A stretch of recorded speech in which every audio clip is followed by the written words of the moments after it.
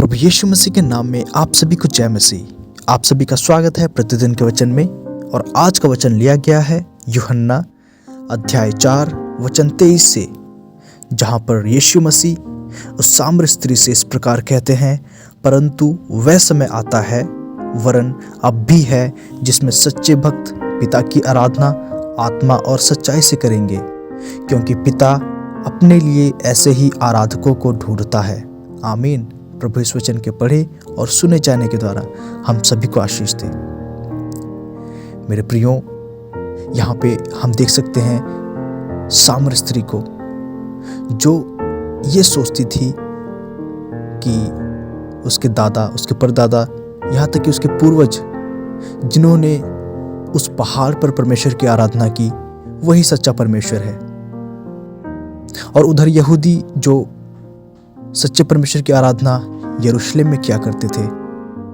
इसलिए यीशु मसीह ने उस स्त्री से कहा, तुम जिसकी आराधना करते हो तुम उसे नहीं जानते। आखिर यीशु मसीह ने ऐसा क्यों कहा?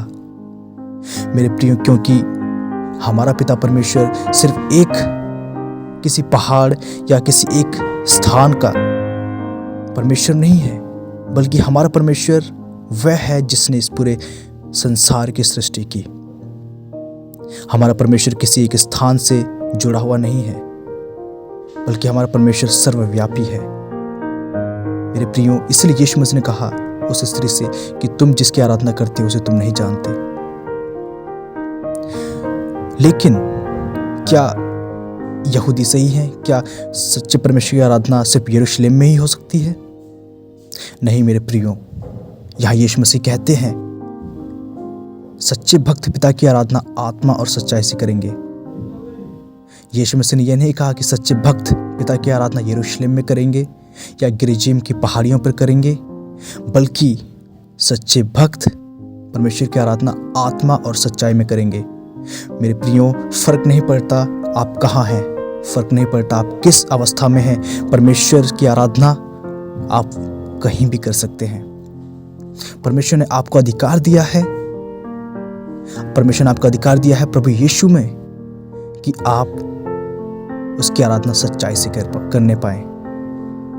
इसीलिए मेरे प्रियो, अब हमें किसी स्थान को चुनकर या अपनी अवस्था को चुनकर परमेश्वर की आराधना नहीं करनी है, बल्कि हमें अपनी आत्मा में परमेश्वर की आराधना करनी है, क्योंकि हमारा परमेश्वर भी खुद एक आत्मा है।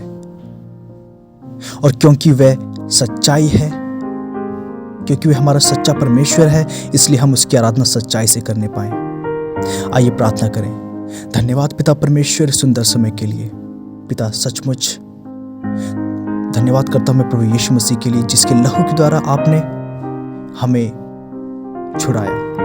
पिता, मैं प्रार्थना करता हूं आपके अनुग्रह के लिए। उस अनुग्रह के द्वारा आपने हमें अपने बेटा और बेटी होने का अधिकार दिया।